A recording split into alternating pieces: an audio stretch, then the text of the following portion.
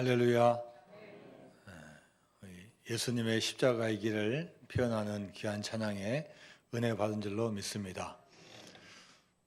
오늘은 우리 교회 절기로 하면은 종려주일입니다. 종려주일에서 이 종려라는 말은 종려나무 가지에서 따왔습니다. 예수님께서 예루살렘에 입성하시는데 예루살렘 백성들이 환영합니다. 요즘 같으면 빵빠레를 울리고 고적대가 오고 또 태극기를 흔들고 그렇게 하겠지만 그 당시에는 겉옷을 벗어서 막 흔들고 또 가는 그 바닥에 겉옷을 딱 펼쳐서 밟고 지나가게 만들고 또 축하해 주는 가장 좋은 방법이 종려나무 가지를 꺾어서 막 흔듭니다. 종려나무 가지가 아주 길어요. 그래서 흔들면은 멀리서 보더라도 축하해 줄 수 있는 귀한 도구가 되었습니다. 자, 이렇게 예수님께서는 들어오시는데 예수님의 마음과 예수님을 환영하는 사람들의 마음이 서로 다릅니다. 예수님은 하나님의 아들이시기 때문에 이 길을 알고 있습니다. 오늘 찬양한 대로 비아 돌로로사 십자가의 길입니다. 기쁘고 성공이 있고 행복이 보장되고 그런 길이 아니라 곧 있으면 십자가에 못 박혀서 고난 당해야 되는 그 길을 주님께서는 알고 계세요. 그 표정을 한번 생각해 보면 어떤 표정을 지으셨을까 이렇게 상상이 갑니다. 그런데 이스라엘 백성들은 예수님의 그 마음, 하나님의 그 뜻을 잘 알지 못합니다. 그들이 필요한 건 뭐냐? 이 나라를 구원해 줄 메시아가 필요한 겁니다. 로마 제국으로부터 해방시켜 줄 정치적인 메시아. 경제가 좋지 않은데 이 경제를 활성화시켜주고 이 어려운 가운데 우리를 구원해줄 메시아. 옛날에 다윗과 솔로몬 왕 때 누렸던 그 시대를 다시 복원시켜 주시는 그 메시아를 이스라엘 백성들은 원하고 있습니다. 막 환호를 하고 호산나 호산나 다윗의 자손이라고 외치고는 있지만 그들은 진정 주님이 가신 그 십자가의 길을 진정으로 알지 못하고 있습니다. 그래서 종려주일은 우리가 마냥 이렇게 기념하고 뭘 하기는 참 복잡한 의미를 가지고 있습니다.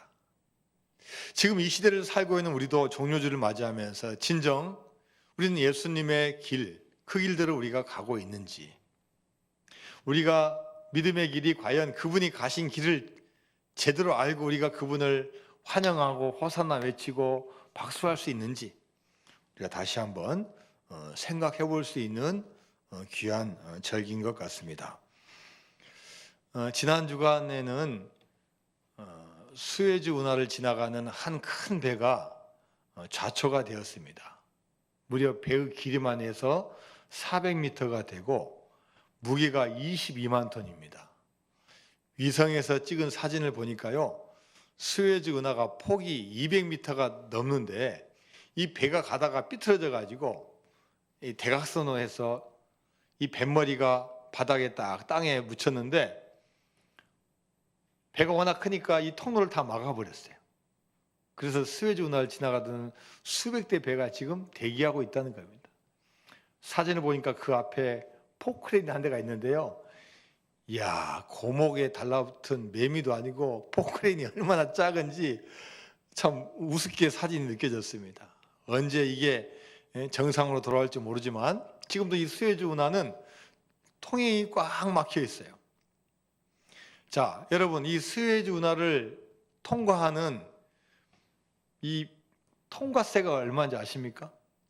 궁금해서 한번 찾아보니까요, 큰 배도 있고 작은 배도 있지만 평균 얼마가 되냐? 우리나라 돈으로 한 번 통과하는데 6억이라는 돈이 들어요. 배가 10대도 아니고 한 대가 가는데 6억이에요. 근데 왜 갑니까? 그렇게 비싸도 왜 갑니까? 그 길로 가면 충분히 이익을 낼 수 있고 충분히 뽑을 수가 있어요. 그 길로 가지 않으면 어떻게 돼야 됩니까? 아시아에서 유럽을 가는데 그 스웨즈운하 통과하지 않으면 어떻게 가야 돼요? 저 아프리카 남단 희망봉 있는 데를 빙 돌아서 가야 돼요. 그 거리가 무려 9,500km래요. 9,500km.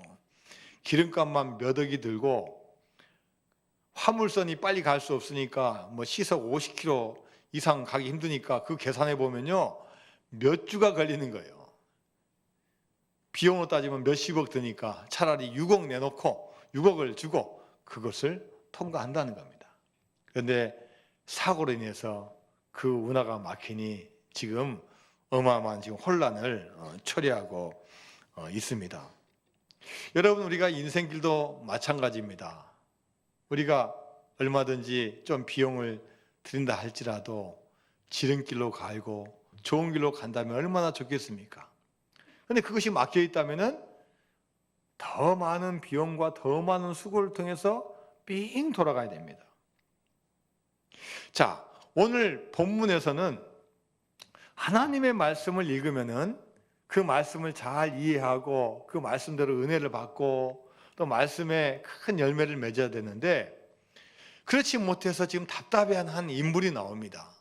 자, 그분은 누구냐면은 에티오피아 국고 재정을 담당하고 있는 고위 관리입니다.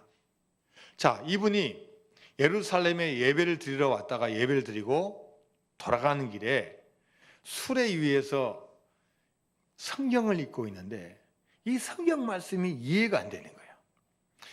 이사야서 53장에 있는 예수님께서 앞으로 고난당하신 그 장면이 나오는데 이 에티오피아 내시는 이것을 잘 깨닫지 못하니까 자, 읽으면서 답답해하고 있는 거예요. 자, 한편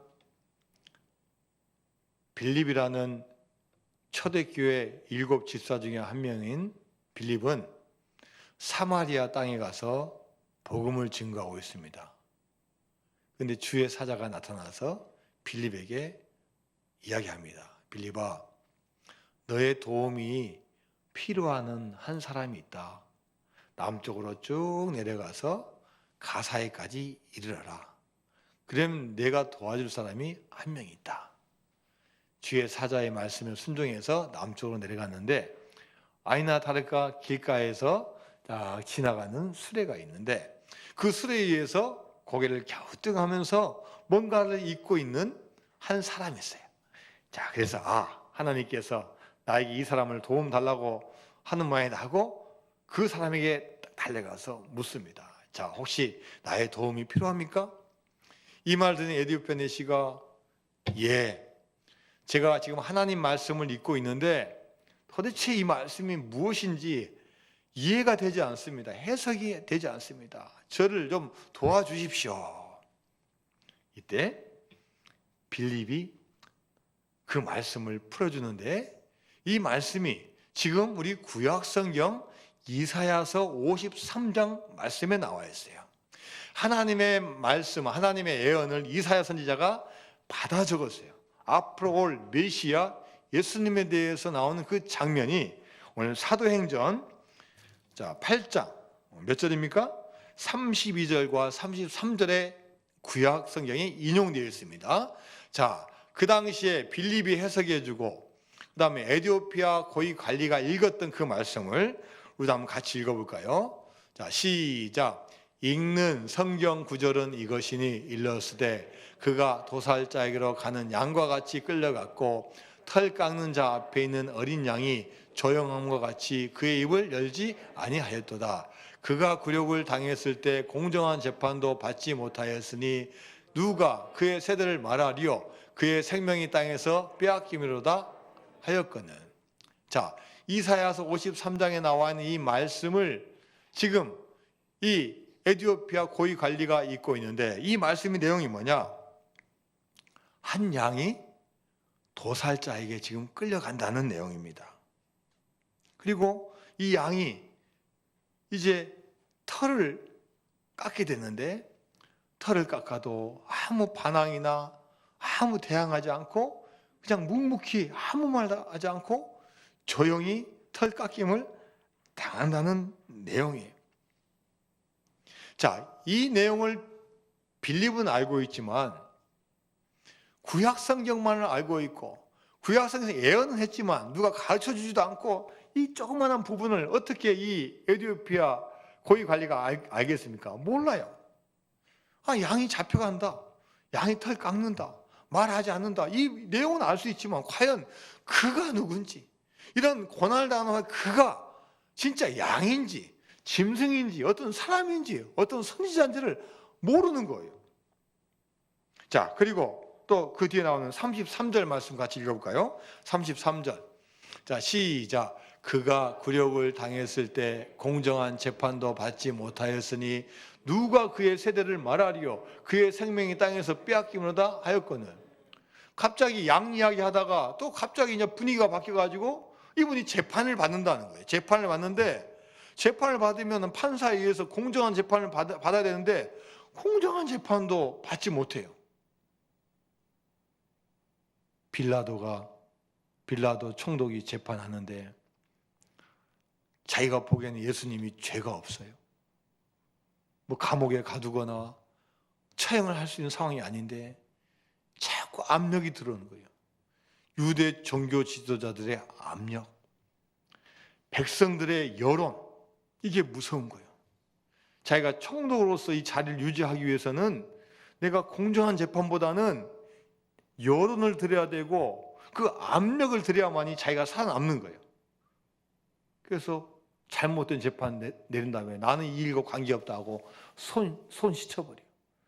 그래서 예수님께서 어떻게 됩니까? 결국은 십자가 처형을 당해서 골고다 언덕으로 가는 거예요. 심지어 오늘 33절 맨 마지막에 보니까 그의 생명이 땅에서 빼앗김을 당했다고 표현하고 있어요. 예수님께서 이 땅에 오셔서 우리를 위해서 십자가에 못 박히시고 우리 죄를 사하시는 그 장면을 이사야 선지자가 묘사를 하고 있는데 이 에티오피아 고위 관리는 이것을 알지 못해서 답답한 거예요.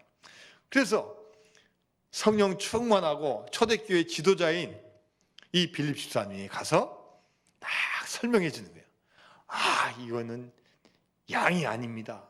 양이 비유가 들었지 이분이 바로 우리 인류를 구원하러 오신 예수님이십니다.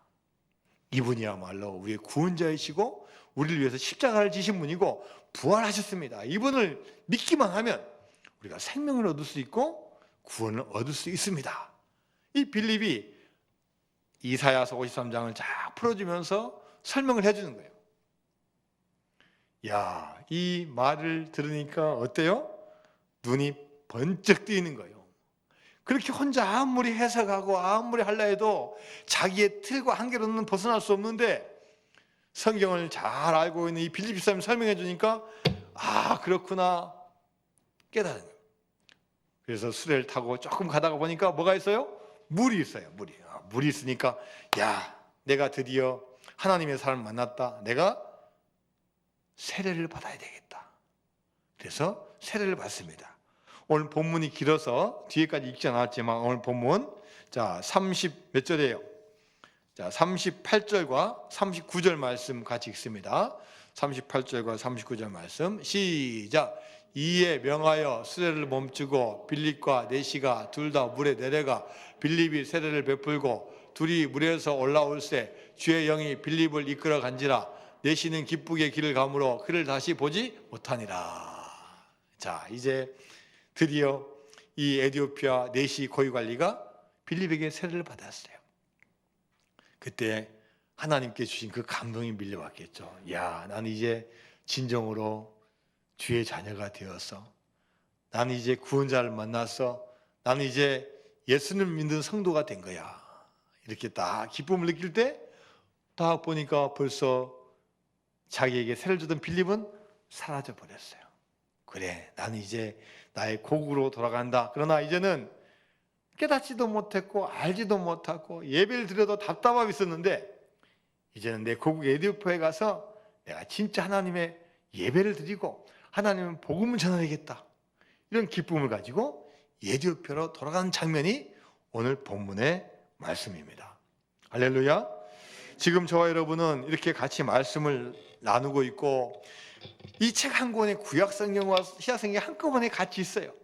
그래서 구약에 예언된 것들이 신약에 이루어진 것을 우리는 웬만하면 알아요.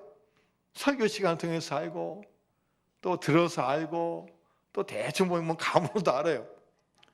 근데 여러분, 정말로 옛날 분들은 과연 메시아가 언제 오실지, 과연 그분이 어떤 분인지 그걸 모르니까 답답한 마음이 있었어요. 여러분, 우리가 하나님 말씀을 제대로 알 수 있는 것은 물론 설교 시간에 들어서 알 수 있습니다. 그러나 그것은 대단히 제한적이고 한계가 있습니다. 우리가 하나님 말씀을 제대로 알기 위해서는 어떻게 해야 되겠습니까? 하나님 말씀을 처음부터 순서대로 하나씩 읽어가는 거예요. 적게도 좋고 많이 읽어도 좋습니다. 그게 내용이 어려울 수도 있고 쉬울 수도 있습니다.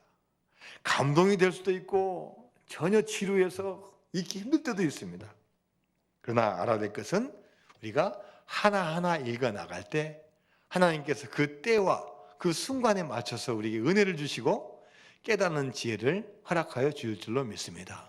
그리고 중요한 것은 이 빌립과 에티오피아 고위 관리의 이런 관계처럼 우리도 서로 돕는 관계가 돼야 돼요.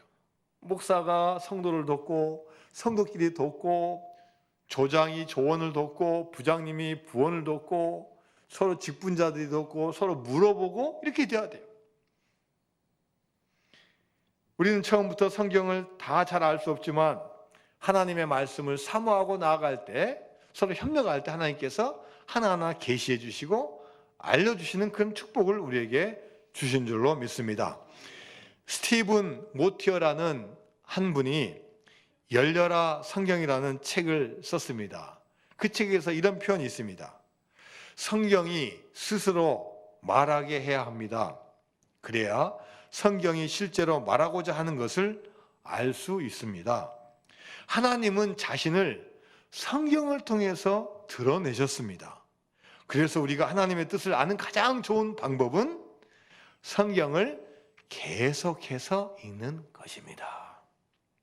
여러분, 이 성경은 선물용도 아니고 장신용도 아니고 책꽂이용도 아니고 잠 안 올 때 비는 베개용도 아니라는 거예요. 성경은 우리가 하나님의 말씀을 받아 먹고 읽기 위해서 주어진 책이라는 거예요. 아, 오늘 예배 드려야 되니까 가지고 가야 될 책이다. 오늘 설교 말씀하기 전에 오늘 본문을 읽어야 될 책이다. 요즘 시대가 바뀌어서 스크린에 띄워서 나오는 구절이다. 이게 하나님의 말씀이 아니라 우리가 이 성경 말씀을 다 가슴에 안고 날마다 이 말씀을 소중히 여기며 읽는 게 바로 이 성경책이고 하나님의 말씀이 된다는 것입니다. 성경에는 수많은 보화와 보물이 숨겨져 있습니다. 믿음의 선진들은 성경에서 말씀을 붙잡고 변화가 되었습니다. 회개의 역사가 일어나고, 또 어떤 사업가는 성경에 한 말씀 붙잡고 사업에 성공하신 분도 있고, 또 한 죄인은 이 성경 말씀 붙잡아서 회개해서 훌륭한 신앙인이 된 분이 있습니다. 성경은 여러분 각자에게 다 다른 말씀을 주십니다. 똑같은 공간, 똑같은 시간에 똑같은 양을 읽었음에도 불구하고 여러분이 다가오는 그 말씀의 깊이와 내용은 다 틀리는 거예요. 그래서 이 성경에는요, 보면 볼수록 수많은 이 보화를 킬 수 있는 귀한 책이 되는 겁니다. 얼마 전에 태국에 있는 한 바닷가를 거닐던 한 분이 바닷가에 있는 조개를 다 이렇게 수집을 했어요. 집에 와서 이걸 다 깨끗이 씻고 구분하려고 보니까 여기 조그만한 구슬 모양, 또 구슬, 발견을 했어요. 황금색, 짙은 노란색, 황금색 진주인데 이분이 이것을 모르니까 그냥 서랍에다 이렇게 딱 팽개쳐 놨어요. 어느 날 뉴스를 딱 보니까 뉴스에서 나와요. 야, 우리가 살고 있는 이 태국에 있는 이 바닷가 쪽에 멜로 황금색 진주가 나오는데 아주 가격이 비싸다는 뉴스를 딱 접하는데 보니까 자기가 얼마 전에 주었던 그 내용인 것 같아요. 그래서 서랍을 열어서 그걸 가지고 보석 감정상에 딱 가니까 그 크기가요, 손가락 이거 끝에 요만해요. 동그래요. 우리 구슬 같아, 구슬. 옛날에 구슬치기 한 조그만 구슬. 그게 얼마냐? 그 조그만 게 하나에 3억 6천만 원이에요. 3억 6천만. 그리고 또 어제하고 그제 또 뉴스를 보니까 또 태국에 있는 한 여자가 시장에 가서 우리나라 돈 2,500원어치 고동입니까? 고동이에요. 이 고동을 사가지고 와서 잘 끓여가지고 식구들과 딱 나눠 먹는데 자기 자식 한 명이 먹다가 돌인 줄 알고 봤는데 그것도 또 황금색 진주예요. 그게 무슨 진주라고요? 멜로 진주예요. 이것도 아마 억이 넘어갈 거라는 그런 보도가 나왔어요. 야, 정말로 그 넓은 바닷가 그 진주를 어떻게 발견합니까? 아주 소수만 갖고 있을 텐데. 근데 그 바닷가에서 이 보화가 나는 거예요. 하물며 하나님께서 기획하시고 하나님께서 1600년 동안 무려 40명의 사람을 통해서 하나님의 감동을 쓴 책에는 시대를 초월하고 모든 걸 초월하는 얼마나 중요한 말씀이 여기 다 있겠습니까? 할렐루야. 그래서 이 성경 말씀은요, 이 보화가 가득한 거예요. 읽으면 읽을수록, 보면 볼수록, 지키면 지킬수록 여기에는 능력이 있고 힘이 있고 모든 보화가 여기서 나타나는 역사가 임할 줄로 믿습니다. 제가 이제 그 이 진주 이야기를 듣고요, 제가 한번 찾아봤어요. 도대체 진주가 어떻게 만들어지는가? 여러분 들어봤을 거예요. 여러분, 이 진주는 어떻게 만들어지냐면요, 이 조개에 모래알, 이 조그마한 큰 모래알이 딱 들어온다는 거예요. 그러면은 이 조개가 반응을 두 가지로 한대요. 첫 번째는 뭐냐? 무시한다는 거예요. 그냥 무시한다는 거예요. 그냥 들어왔네, 아프네, 무시한다는 거예요. 근데 이 조개는 어떻게 되냐? 시간이 지나면 이 조개에서 냄새가 나고 부패하고 병들어서 조개 자체가 죽어요. 그런데 두 번째는 모래가 들어왔을 때 이 아픔을 껴안는 거예요. 이 아프다는 걸 알고 이 아픔을 껴안는 거예요. 그래서 자기가 뿜어낼 수 있는 액체를 이 모래알을 이렇게 둘러싸는 거예요. 보니까 뭔 단어냐? NaCr이라는 이 즙을 짜내요. 네이커. 이 네이커라는 걸 날마다 내가지고 이 모래를 계속 감는 거예요. 쉽게 말하면 계속 날마다 코팅하는 코팅 계속 코팅을 아마 몇십 번이 아니겠죠. 몇백 번, 몇만 번, 몇천만 번, 몇억 번을 코팅을 하는 거죠. 그러면서 이게 조그만 진주가 되고 시간이 지나면 큰 진주가 되는 거예요. 저는 이것을 보면서 이렇게 생각해요. 그렇지. 우리가 하나님의 말씀이 때로는 아픈 말씀이 우리 안에 들어왔을 때 무시하고 내팽개치면은 우리 영혼이 죽는다. 그러나 그 말씀이 나에게 때로는 아픔이 되고 찔림이 있고 그런다 할지라도 그 말씀을 계속 읽고 듣고 묵상하고 준행하고 암송하면 이 안에 하나님께서 멜로 진주보다 더 귀한 보물을 우리에게 허락하여 주실 줄로 믿습니다.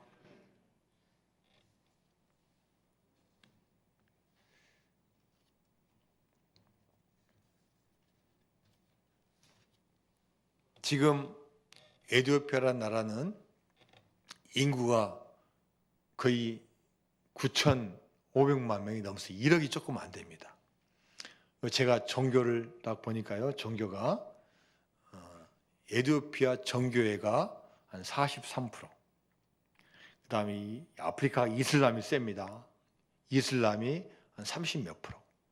그리고 우리 개신교가 한 10% 돼요. 그리고 이 에티오피아는요, 이 정교회는 카톨릭이라고 생각하시면 돼요. 그 나라만의 고유한 예수님을 믿는 종교예요. 그런데 그 역사를 보면은 아주 오래됐어요.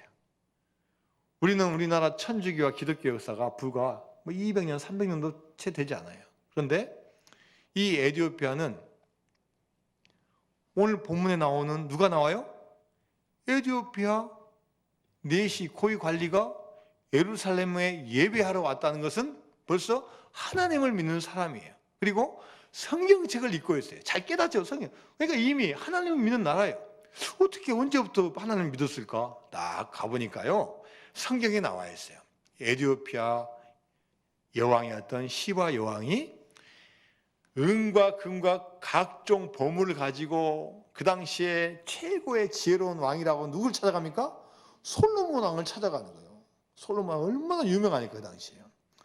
솔로몬 왕이시여, 제가 에티오피아에서 여기까지 아주 몇 주 이상을 걸려서 왔습니다. 당신의 지혜를 배우고자 왔습니다. 도대체 그 지혜가 어디서 나옵니까? 그게 바로 하나님 말씀이고 성경이잖아요. 그 전까지는 에티오피아가 믿는 나라가 아니었어요. 그때 딱 가서 이 솔로몬을 만나면서 하나님의 존재를 알고 하나님 말씀을 알게 돼요. 그래서 많은 학자들에 의하면 그때 가서 막 열심히 이제 필사했겠죠.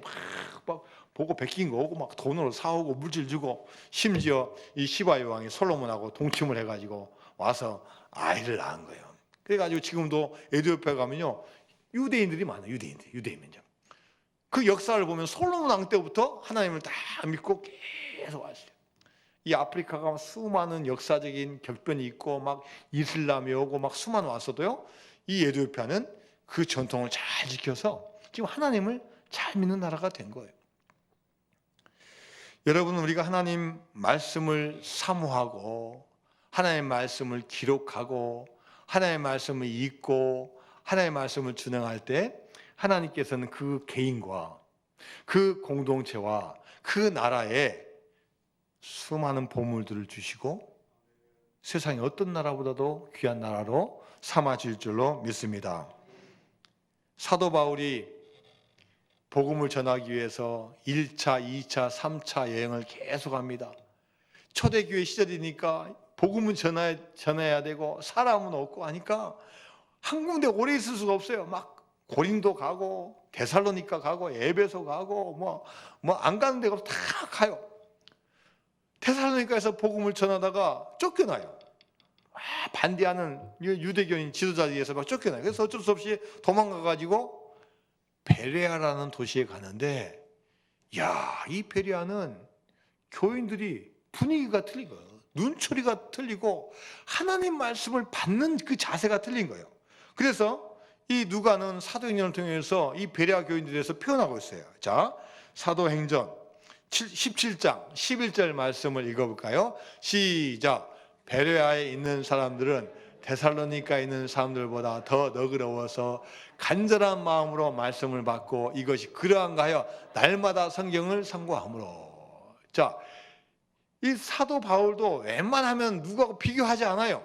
그런데 이 베레아에 있는 교인들이 얼마나 은혜가 넘치는지, 데살로니가 교인들과 비교하면서 데살로니가 교인보다 훨씬 더 좋은 교인들이다. 그 이유가 뭐냐?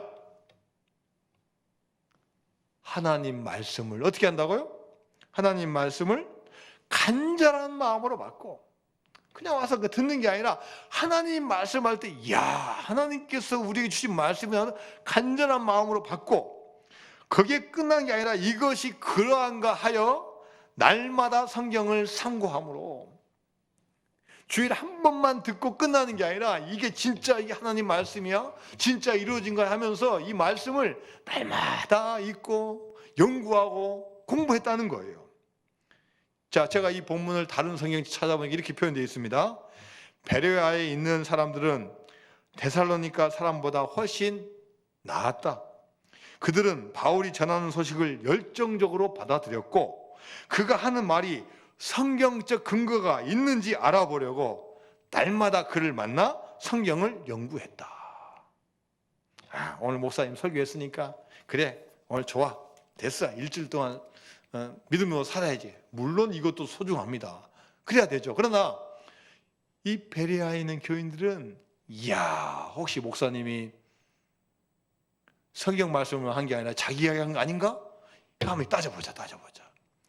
이거 일주일 동안 이거 우리가 하나님 말씀 없이 어떻게 살 수 있어? 오늘은 무슨 말씀입니까? 하면서 계속 읽고 듣고 심지어 바울에게 와서 성경 말씀 더 가르쳐 주세요. 이 배운 게 바로 이 베레아 교인들이었다는 거예요. 저는 우리 교인들이 이 베레아 교인들보다 더 훌륭한 교인이 된 줄로 믿습니다. 기독교는 체험의 종교입니다. 이렇게 성경책이 있어도 내가 그 말씀을 체험하지 않으면 그 말씀이 나의 말씀이 될 수가 없습니다. 아무리 성경을 많이 읽고 지식적으로 많이 알아도 그 말씀이 나에게 다가오지 않으면 그건 나에게 큰 의미가 없습니다. 예전에 이어령 교수님, 이화여대 교수도 하시고 한국 최고의 지성인이고 또 기독교 미션 스쿨이니까 또 얼마나 또 성경에 대해서 많이 알았겠습니까? 그런데 예수님을 믿지 않으니까 지식에 불과한 거예요. 오히려 기독교를 판단하고 비판하는 데 쓰는 거예요. 그런데 어느 날 자기 딸의 큰 고난 앞에서 하나님, 내 딸 우리 미나 실명되지 않고 보게 할 수 있다면 제가 주님 믿겠습니다. 야, 기도하고 그 다음날 가서 검사를 받았는데요. 의사도 놀라고 다 놀란 거예요. 전혀 며칠 전에 받았던 게 실명 위기인데 전혀 없어. 깨달은 거야. 하나님께서 나를 만나주셨구나. 그때 돌아섰는데요. 그때는 이제는 그 지식을 떠나서 그 하나님 말씀이 이제 나의 말씀이 되는 거예요. 하나님은 이 우주 만물과 우리가 사는 세상을 이끌어 가시는데 여러분 무엇으로 이끌어 가시겠습니까? 지금 하나님 우리가 하늘 쳐다봐도 하나님 형상이 안 보이고 지금 예수님 얼굴 안 보이고 또 성령님 얼굴 안 보이는데 우리가 어떻게 이 세상을 살아가겠습니까? 그래서 하나님은 자신을 드러내신 거예요. 뭘로요? 말씀으로 성경책으로 드러내신 거예요. 그래서 우리 교인들은 기준이 말씀이 되어야 됩니다. 말씀을 읽고 말씀대로 살아가면 하나님께서 여러분 자신을 드러내 주시고 여러분에게 은혜 주시고 여러분을 인도하여 주실 줄로 믿습니다. 제가 얼마 전에 식당을 갔습니다. 우리 집사님께서 목사님 점심 같이 하시죠 해가지고 우리 교육자들하고 식사하러 갔는데 맛있는 매운탕을 사주시더라고요.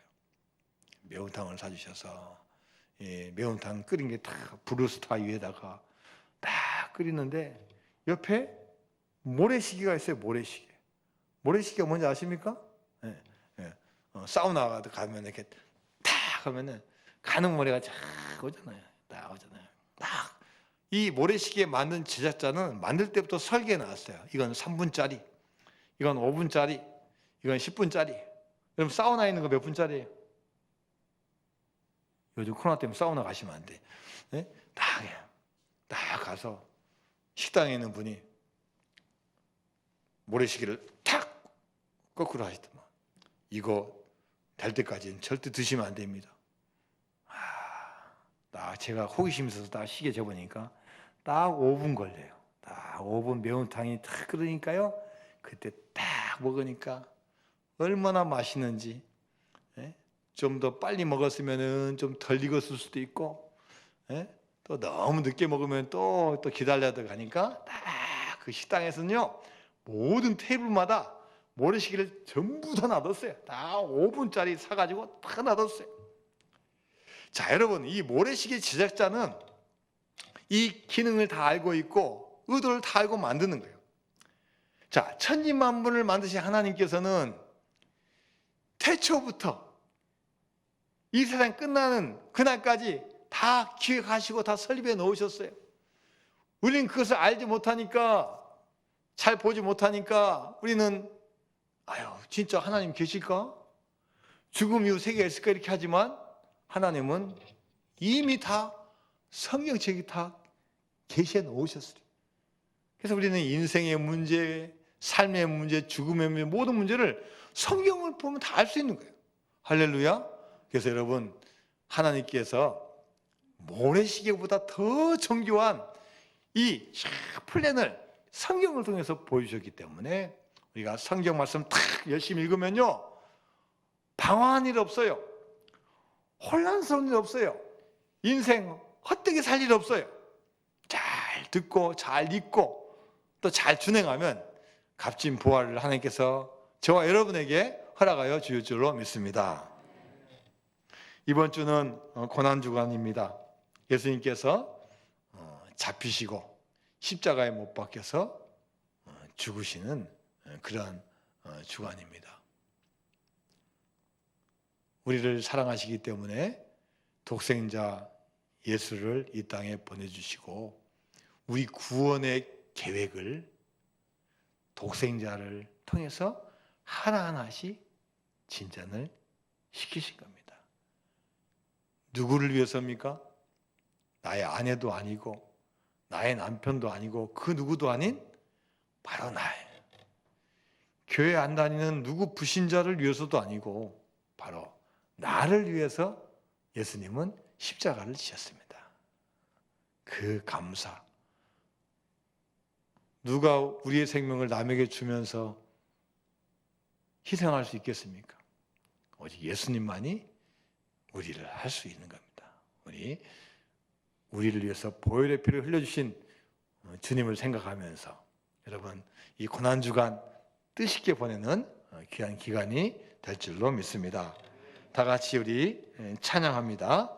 약할 때 강함 대신에 같이 찬양합니다.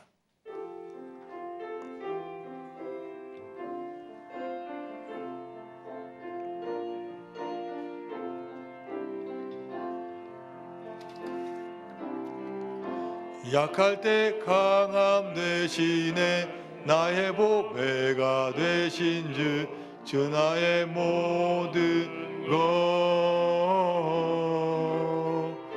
주 안에 있는 보물을 나는 포기할 수 없네 주 나의 모든 것 예수 어린 양 존귀한 이름 예수 어린 양 존귀한 이름 십자가 제사하셨네 주님의 이름 찬양해 주 나의 모든 것 쓰러진 나를 세우고 나의 빈잔을 채우네 주 나의 모든 것 예수 어린 양 존귀한 이름 예수 어린 양 존귀한 이름 두 손 들고 예수 어린 양 예수 어린 양 존귀한 이름 예수 어린 양 존귀한 이름 예수 어린 양 예수 어린 양 존귀한 이름 예수 어린 양 존귀한 이름 이 시간 다 같이 우리 기도를 하도록 하겠습니다. 우리 이 한 주간 고난 주간을 맞습니다. 예수님께서 이 땅에 오신 것 하나의 종교를 만드시기 위해서 오신 게 아닙니다. 그분이 혼자 이름 알리고 영광 받으시기 위해서 오신 거 아닙니다. 그 누구도 아닌 나의 죄를 사하시기 위하고 나에게 참 빛을 주시기 위해서 이 땅에 오셨습니다. 이 한 주간 주님께서 고난하신 그 이유와 또 우리 부활의 소망을 가지고 이 한 주간 살게 해달라고 다 같이 우리 잠깐 동안 같이 통성으로 기도하도록 하겠습니다. 하나님 아버지 감사드립니다. 저희를 사랑하여 주셔서 주의 전에 불러주심을 너무나 감사드립니다. 저희들 하나님 우리 힘들어 얼마든지 살 수 있다고 생각했습니다. 이 세상의 주인은 나라고 생각하며 살아온 적이 있습니다. 하지만 이 세상의 주인은 나도 아니고 하나님께서 다 설계해 주시고 계획해 주신 그 삶을 우리가 살고 있습니다. 하지만 하나님께 주신 그 축복을 우리가 누리지 못하고 죄악하고 범죄함으로 말미암아 우리가 고통 가운데서 살고 있습니다. 하지만 우리에게 독생자 예수 이 땅에 보내주시고 구원자를 우리에게 허락하여 주셨습니다. 우리의 공로가 아닌 우리의 힘이 아닌 주님께서 주신 그 구원의 피로 말미암아 우리가 죄사함을 받고 영생을 얻는 귀한 축복을 받게 된 줄로 믿습니다. 주님의 고난을 생각하는 귀한 한 주간 되게 하여 주옵시고 우리가 주님의 귀한 사명자로서 그 사명을 잘 감당할 수 있는 길을 걸어갈 수 있도록 인도하여 주옵소서. 우리 성도들의 가정에 늘 주님의 우리의 중심이 되게 하여 주시고 세상 어떤 것보다도 항상 주님의 그 마음의 중심 우리 가운데 살아 넘치게 할 수 있는 놀라운 역사가 한 주간 일어날 수 있도록 주님께서 인도하여 주옵소서. 하나님 아버지 감사드립니다. 오늘 종료주일 허락하여 주시고 또 이 한 주간 고난 주간을 주심을 감사드립니다. 이 기간을 통해서 우리가 살아있는 삶의 의미와 주님께서 이 땅에 오신 그 목적을 잘 깨닫게 하여 주시고 이 고난 주간을 잘 보내서 부활의 기쁨을 누릴 수 있는 우리 성도님 될 수 있도록 축복 내려 주옵소서. 예수님의 이름으로 기도드리옵나이다. 아멘.